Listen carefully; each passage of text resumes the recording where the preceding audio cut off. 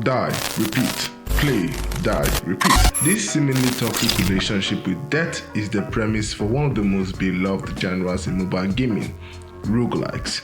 You either love them, hate them, get sick of them, or play them forever.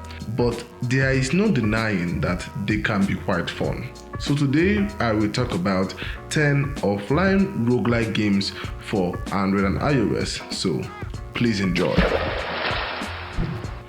Starting off with a good old card deck builder roguelike by the name Pirate Outlaw.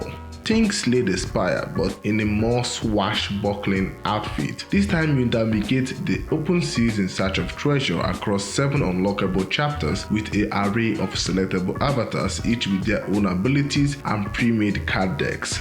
Deck builders are about the randomness of cards and how they use the number game to your advantage, and this one is looking pretty neat, with 700 different cards to choose from and a difficulty that auto upgrades the higher and better you play. I won't lie, the game looks pretty amazing, something that the rating on Steam agrees with, and it's available on Android and iOS as a paid game.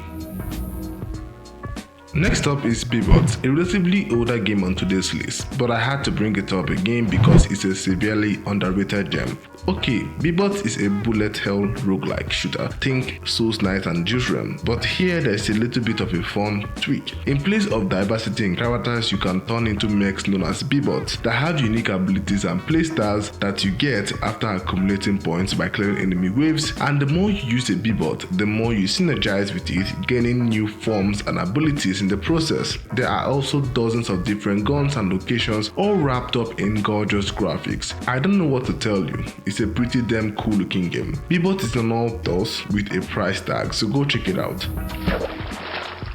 Next up is Dungeon Crawler, a game I didn't pay much heed to because of the different premise. Basically, someone decided to combine the unpredictability of a claw machine, the creativeness of a deck builder, with the randomness of a roguelike dungeon to create a one-of-a-kind roguelike where you play as a rabbit trying to get back his severed arm after losing it in a bet. In the game, you basically control a real-time claw to collect weapons, shield, and item bubbles that will form your deck as you defeat enemies in a procedurally generated dungeon. It seems like a lot of things to me, but many people seem to enjoy it quite a lot, and if everything I said before didn't throw you off, you might be one of them. So go check it out. It's on all mobile app stores and it is paid. Most times when you hear roguelike bullet hell, you think of games like Survivor.io or Vampire Survivor, and that's exactly what Nerd Survivor, the next game on today's list, is. You play as one of 4 nerds transported to a fantasy world and must battle endless hordes of fantastical monsters with the power of pizza, fidget spinners, and you guessed it, fat. Yeah, I hope no one gets that. It gives off the retro neon vibe, one of the 80s and 90s, and a lot of the game humor stems from that. It's a great looking bullet hell nonetheless, although it's criminally underrated, even with the light version that serves as a free demo. I guess bullet hells are no longer in demand as it used to be. Anyway, it's on all mobile app stores and it's paid with a free demo version. Next up is Wild Frost, a gorgeous looking tactical roguelike deck builder mixed with town building and management.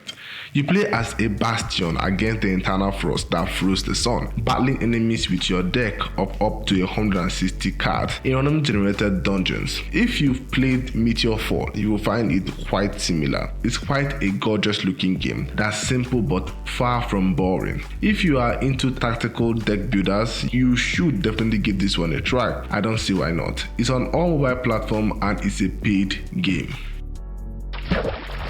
Let's continue with Shadow of the Depth, a downright gorgeous top-down isometric view action roguelike. You play as one of the 6 playable characters, each of a different class type that naturally comes with a diversity in skills and overall gameplay, all drawn to the depth of the abyss in a quest for vengeance. This mysterious dungeon is littered with dozens of monsters and you will have to defeat them all and battle the big bad boss at the end. Dungeon of the Abyss has a lot going for it: the gorgeous dark fantasy art style, the paper-like graphics, cool looking gameplay, and the fact that it's one of those now rare games that fall under the offline online area where you can play with friends but still enjoy the game without an internet connection. And oh, it's also free and has controller support. Yeah, it's definitely a must try amongst its rank, and it's on all mobile platforms. Following up is Locked to be a Landlord, a slot machine roguelike deck builder that's insanely popular. Yeah, something about roguelikes mixed with gambling seems to hit different with a lot of y'all. Anyway, like the name implies, you play as a tenant trying to not get evicted by his landlord by playing a slot machine game with a limited number of spins, using the earnings to pay up his ever-increasing dues. It's also a deck builder in the sense that after each spin, you can add a different symbol that can even combo with each other to earn more coins and possibly save your ass. But when you eventually are not able to pay your rent, you get evicted and the game resets. Hence its roguelike nature. I can definitely see how its simple allure and dopamine inducing reward can easily make it addictive. And if you are addicted to Balatro and is looking for a fresh new drug to continue and invigorate your growing gambling addiction, go give this one a try. It's available on all mobile app stores for a price. Okay, let's keep things rolling with Tallowmere 2, the platforming dungeon crawler that attacks you with finding kittens across a randomly generated dungeon with several biomes, multiple enemy types, and an ever-increasing difficulty. Armed with a boomerang, a sword, a shield, and the ability to hop infinitely. Combining all three is the only way to perfectly survive the onslaught, and trust me, it's definitely onslaughting. Yeah, I enjoyed my time with this one, although the multiplayer mode and as well as other features were locked behind a paywall. To be fair, I did only try out their free demo, so I'm not even supposed to complain. If you want to give this one a whirl, it's on all platforms and is paid with a free demo. Still on roguelike shooters, let's talk about Metaverse Keeper. This time you are called upon to stop the destruction of the Metaverse. Yeah, this one looks a lot like Juice Realm. Really colorful graphics, popping, bouncy gameplay, and cute looking enemies. An array of playable characters with unique abilities, different dungeons with distinct enemy types, other stuff. Also has multiplayer action, a cool adventure style story, and much more. It's a nice looking adventure title that you can play on all mobile app stores.